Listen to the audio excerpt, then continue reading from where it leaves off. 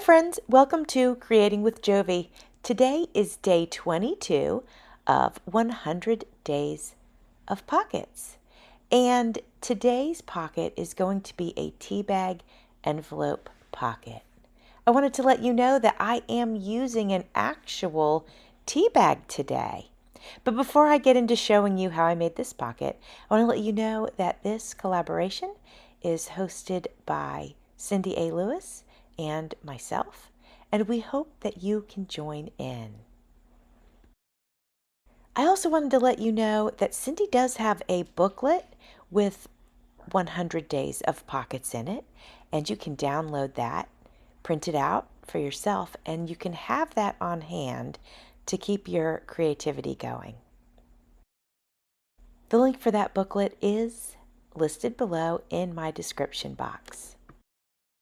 So I thought I'd have some fun with this. Since this is a tea bag envelope, I figured I'd use the real tea bag like I had mentioned. This is one of the ones that you can put your loose leaf tea in yourself and steep your tea. And you can see there's some string on there, and that closes the bag so that the tea leaves don't escape. I'm using double stick tape to tape this down to this pretty tea paper. And the reason I'm using tape is because the tea bag is porous, if you will, and if I use glue, it will literally go right through. So I thought double stick tape was really the way to go for this. Now I am choosing some pieces of die cuts that I might like to use on the tea bag to dress it up a little bit.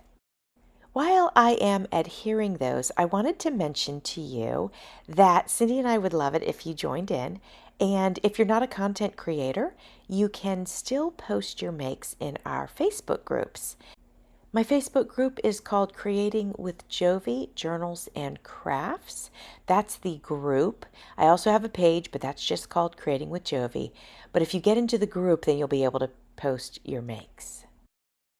I don't have a tea journal going right now, so I chose this tea paper and I cut it to a size that I felt like I would be able to easily glue into a journal or onto a journal page.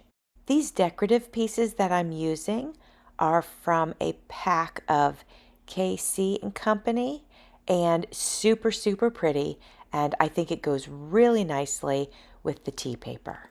I grabbed a really pretty piece of rose paper and I tucked that inside of the tea bag. I love the way this turned out. I hope you like it too. And I hope you'll join Cindy and I tomorrow.